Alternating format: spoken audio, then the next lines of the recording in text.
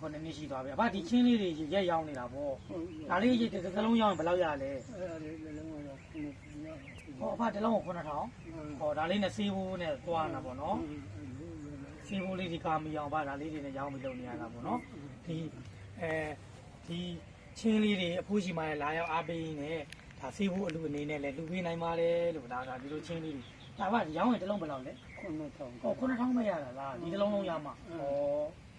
ကဘာကအသက်89နှစ်ရောက်နေပြီမယ်အသက်အရွယ်နဲ့မမျှမနာပဲနဲ့ဗစေးဘူးရှာပြီးစူးစမ်းရတယ်နော်ဟုတ်ကဲ့ပါဘာတို့အသက်ကလည်းရှိတယ်ဒါတို့နောက်အဲ့ရွယ်ကြီးမနေရဘူးနော်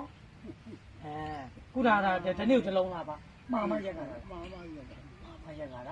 ဟောဟုတ်ကဲ့အဲ့ဒါဘာကိုလေအလူငွေလေးပေါ်သေးတယ်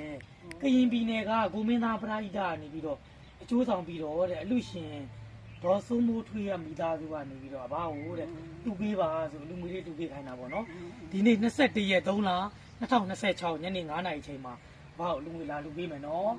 ဒါအလူရှင်ကဒေါ်စိုးမိုးထွေးမိသားစုကနေလူတော်ငွေချက်တသိန်းနဲ့ချက်တသိန်း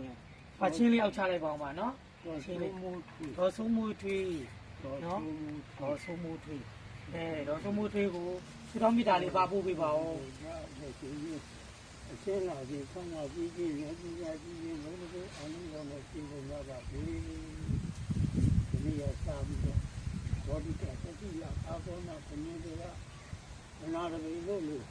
ပြေးမဖို့ပြေးမကန့်တော့မှစီတာလည်းမရှိဘူးရပါဘူးကဲဘာလဲတက်တော်ရာကျော်ရှိပါစီသူပေးတဲ့လူရှင်ဒေါ်စိုးမိုးထွေးနဲ့ဒါအကျိုးဆောင်ဒါကိုကရင်ပြည်နယ်ကကိုမင်းသားပရိဒတ်လည်းအလောက်ကန်စီးပွားတွေဓာတ်ထမကတိုးတက်ကြပါစေလူကြီးသက်လက်နဲ့မကွာပြီးလူနိုင်ကြပါစေဒါပါသားဖေးဖို့လေးသိန်းရပါတော့နော်ဖေးဖို့လေးနဲ့လိုတဲ့နေရာလေးတောင်းနော်နောက်သားအလူငွေတွေပေါ်ရင်လားလူပေးအောင်မယ်နော်ဗျဟုတ်ကဲ့ပါကဲဗီဒီယိုလေးကိုဒီမှာပဲရိုက်လိုက်ပါမယ်နော်